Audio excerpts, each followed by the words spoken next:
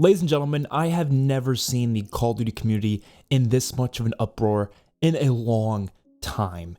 And I would say justifiably so. In case you don't know what happened, recently Activision has been filing these cease and desist letters to multiple developers out there who have been working on these side projects using Call of Duty assets. Now, these projects do expand being further than just mods. Some people have been calling them mods. They're not really mods. They're way more advanced than that. And especially with some of the ones that were being created, they're definitely way more than mods. So first of all, SM2, which was a game that was in development for a long time, which utilizes a bunch of Call of Duty assets from pretty much every single Call of Duty ever, and puts it into this one experience that was supposed to be built off of the Modern Warfare 2 engine, like the original Modern Warfare 2, but then they were trying to kind of make it into their own separate game that's going to be on its own engine, and I'm assuming it would be free to play. Maybe it would be something you had to purchase, I'm not too sure, but they recently just came out and said that Activision filed a cease and desist letter to them, which means they have to shut down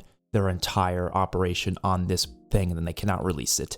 And if you don't know what a cease and desist letter is, essentially it's just a warning that what they're doing is illegal, and if they don't shut down what they're doing, they will take legal action against them. And obviously they don't want that. They don't want to deal with, going to court with Activision and possibly getting fined a lot of money. So instead, they just decided we're going to shut everything down and not worry about these issues. And SM2 is the game that we've all been very excited for as a Call of Duty community. It was going to be obviously only on PC, so console players can't play it, but I do, of course, have a PC that I can play some games on, so I was going to play it when it came out, and it seemed like it had a lot of promise to it. I have some gameplay on screen here of what they showed. It's pretty cool. Like, it's got some good stuff to it, and that wasn't where it ended, though. Activision also filed a cease and desist letter for X Labs, and they've been working on quite a few different things, but one of their main things that they made was BOIII. Now, if you don't know what BOIII is, it's B-O and then 3 I's. Obviously, you can say BO3, but the people call it the BOIII Client. Essentially, what it was another way to load up the Black Ops 3 application on the PC, and you get a bunch of improvements. It fixes a lot of the server issues with Black Ops 3, it adds a lot of new features, and it essentially just makes Black Ops 3 playable on PC. It's still obviously playable on console, you can still find lobbies. It's just on PC, really hard to get lobbies, and also for zombies, you fix a lot of the issues that zombies had as well. You can run it at a higher FPS, and the biggest thing that it fixed was it stopped the ability for people to be able to boot you offline, which was a big problem for a lot of YouTubers where anybody can get booted off at any point in time from certain people. That was obviously a very frustrating thing. I personally never dealt with that myself, but I know a lot of YouTubers who had to deal with that quite a bit, and this client fixed that. This client also did a few other things, which those things in and of itself don't seem that crazy. Like in terms of Activision probably didn't care about those things. They probably were fine with those things. But the client went a little bit too far with other things, like, for example, microtransactions. You got unlimited free mega gobblegums with this BOIII client, which that's obviously pretty huge. But for people who want to play Black Ops 3 on PC, whether that's playing mods or just playing regularly, this client made the game a lot more playable, and obviously SM2 was something we were all looking forward to, and what's likely to get hit next is probably Plutonium. It has not been hit yet, but Plutonium is another thing that essentially was made to give us the ability to play a bunch of Call of Duties from the past on PC, and this is really useful because there's a lot of Call of Duties that are nearly unplayable on console even, not just on PC. Obviously tons of Call of Duties are nearly unplayable on PC, but even for console, Modern Warfare 3, I have not been able to get a lobby on in like 2 years. Like, it's very hard to get a lobby on that game. Every now and then, maybe there'll be a lobby available, but I've waited in the lobby loading screen for like 12 hours once, and there was still not a single lobby that was found during those 12 hours. So it's obviously not an issue of nobody's playing the game, it's an issue of the servers, because there's no way in hell I'm gonna believe that not a single person loaded up their Modern Warfare 3, not even a couple people, not even 12, enough to get one lobby. I'm not gonna believe that not even 12 people loaded up Modern Warfare 3, so I couldn't find one damn lobby. That is insane. Some of the other Call of Duties, you can still find lobbies here and there, but it's still really hard to find them, and there's still a lot of hackers and such, and they could hack your information. A lot of issues with hackers on prior Call of Duties. Plutonium fixes all of those issues. It lets you play the game without any of those concerns. So you can play Black Ops 2, you can play Modern Warfare 3, you can play Black Ops 1, you can play World at War. I believe they were adding some other Call of Duties as well. And yeah, it was great. I personally didn't like to play it too much because it's not great with the controller support right now. Some of it's okay, but it's not the best. And I just don't like playing on PC. I much prefer playing on console. So I'll still try my luck trying to find lobbies on console, even though I know I can play Plutonium. But Plutonium is nice for the people who want that option, especially for people who are really good with keyboard and mouse and don't really care about using controllers. It's a really great option, and that's likely to get shut down next, just because all these other things were also shut down. As much as I'm not happy about this, it does make sense from Activision's perspective, right? Obviously, if we're able to get a client that gives us unlimited gobblegums, obviously that's going to make them lose some money, because then people are probably, in their perspective, aren't going to be getting any more microtransactions for Black Ops 3 because we know we can just get it for free. But even more so with Plutonium, which hasn't gotten taken down yet, but just because of this, I feel like it has to. Plutonium is free. You can play Plutonium games for free. Now, there are some issues with getting it for free instead of just actually buying it and then downloading Plutonium, but you are still able to do it. There's just sometimes some glitches and problems if you don't buy it. But still, having that ability to get it for free is obviously going to be something Activision probably won't like. And then SM2 as well. That is Activision's property, and they're using it to sell separately if they were to make it a game that was going to cost money. If it was going to be free, same, it doesn't really matter regardless. They're still using their property and saying, hey, we're going to use this for other people's usage, and you're not making a dime off of your own assets. So then why is everyone so angry at Activision for this, right? Why is everyone so annoyed with them as a company if, legally speaking, it makes complete sense why they're able to do it? And I'll tell you why. There's a couple reasons. First of all, they won't go back and fix those old games on console or PC. They won't do that, right? These things, these clients, these things, the only reason we're using them is because their old games are broken. It's not even just about player counts, right? Like, you're always going to have some people who will likely go back and play those old games, but the problem is there's hacking, there's glitches, there's really bad server issues, there's all sorts of problems that make them nearly unplayable for a lot of people, especially on PC, but even sometimes on console. Yes, like I said, I'm able to sometimes find lobbies, but a lot of times it's hard. You run into hackers, you run into all these issues, and they will not go back and fix these issues. Now, I'm not sure how easy it is to fix these issues. I'm not sure if it's just like a switch of a button type thing, or if they're gonna have to actually spend a lot of time on it. And yes, I understand they are busy at work on their newest games, but in my opinion, if a company releases a product, it should be their obligation to uphold that product as long as the product is still being sold.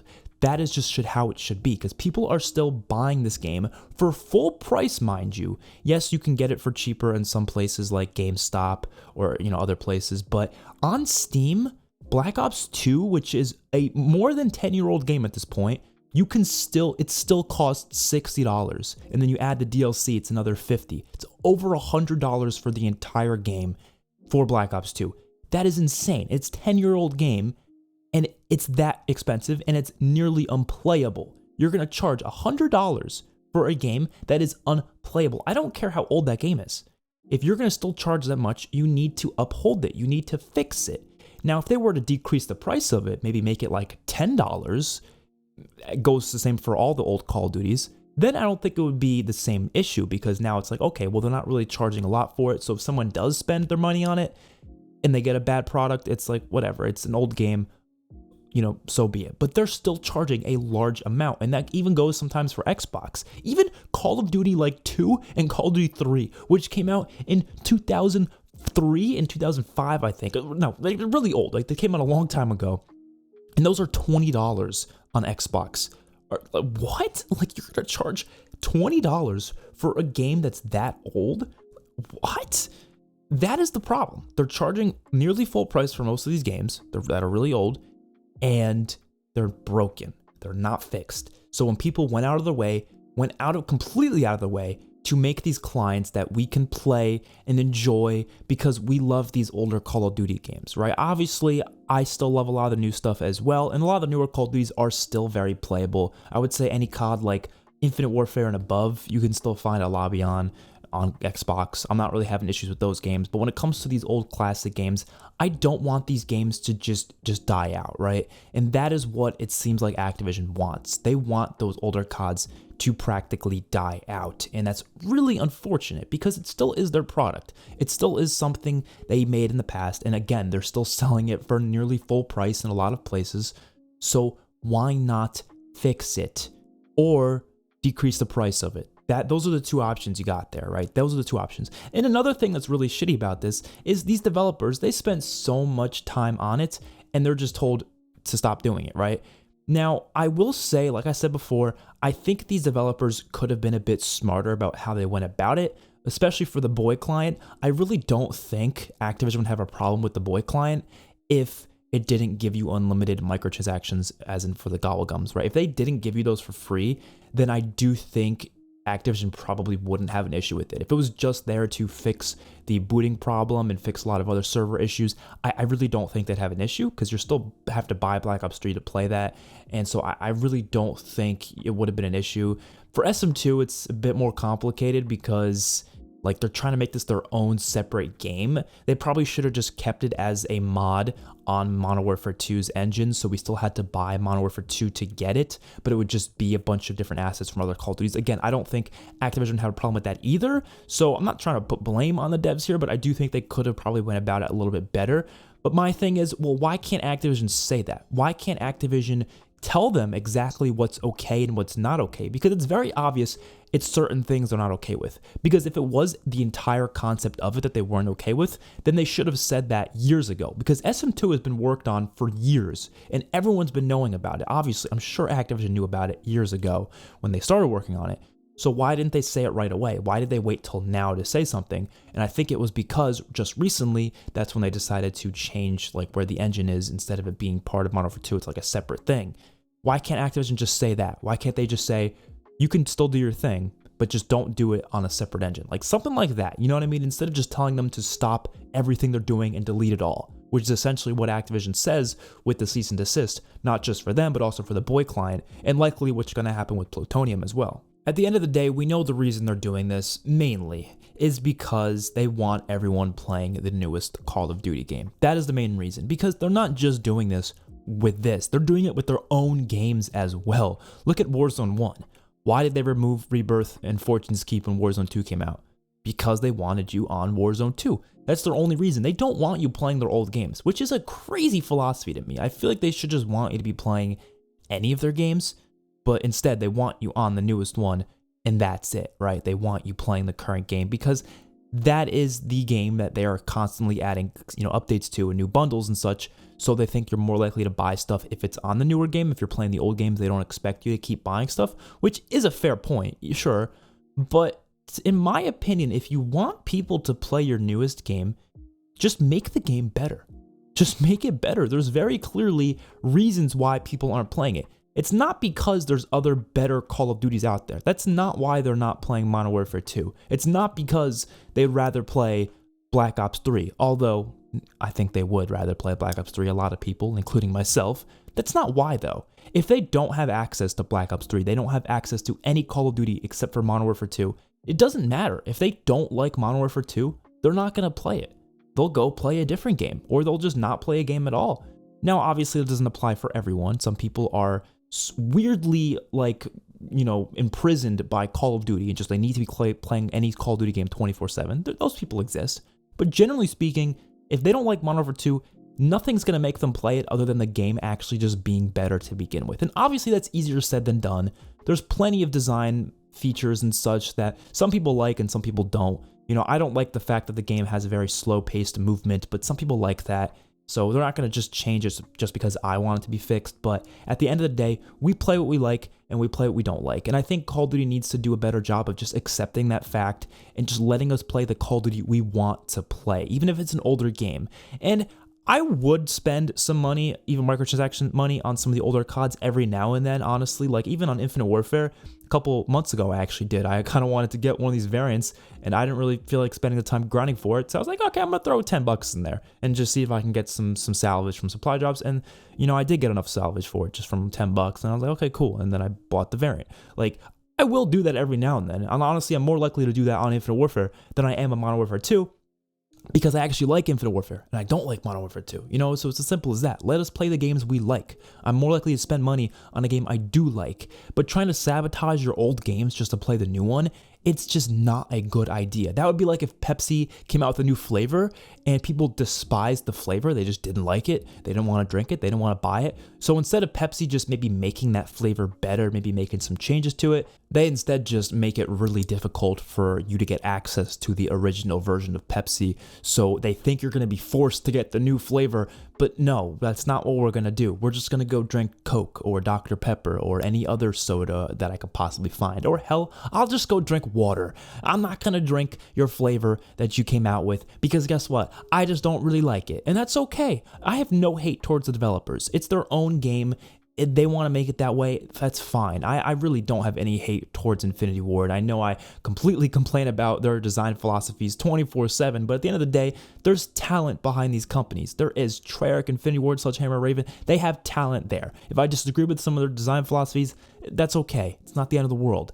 But it's really hard for these talents to actually be shown in their full potential when Activision just wants to sabotage their work not even a year or two after the game's done with its life cycle, which makes me even less likely to spend money on the game because if I know eventually the game's going to be unplayable, why would I spend money on it? A big reason I have for spending money on things is longevity. If I know this thing is going to last me, if I buy something and I'm like, well, this is going to last me a while, right? That's a big reason people buy things.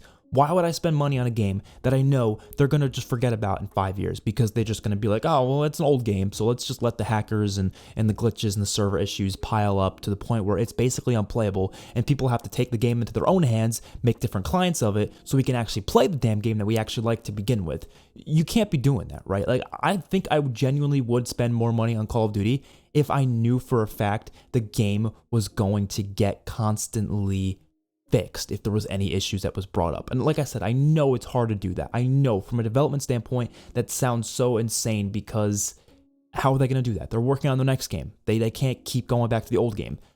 But don't make the game full price then. Or don't have an issue if people fix it themselves. You know, there needs to be some sort of a solution here because we can't keep doing this where a new Call of Duty comes out, we play it or we don't play it, and then eventually if we do keep playing it, the game gets forgotten about in a few years and it's basically unplayable after a while. Like, it can't keep happening because it is getting sort of like a cycle now and it's starting to feel a little bit repetitive for me. I really love Call of Duty. I think there's, like I said, so much talent there, so many great games. I especially love the Treyarch games. I'm very excited for COD 2024.